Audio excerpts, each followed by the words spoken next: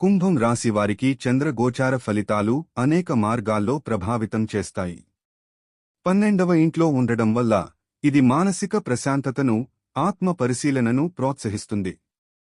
మీరు కొంత మొత్తం సమయాన్ని మీ ఆలోచనలపై కేంద్రీకరించవచ్చు, అందువల్ల ధ్యానానికి లేదా సాహిత్యానికి ఆసక్తి పెరుగుతుంది. ఈ సమయంలో మరికొన్ని దూర సంబంధాలు లేదా పాత స్నేహితులతో మళ్లీ కలవడం జరగవచ్చు.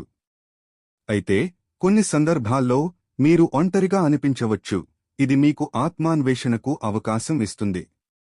ఆర్థికంగా కొన్ని రహస్య ఖర్చుల గురించి జాగ్రత్తగా ఉండాలి.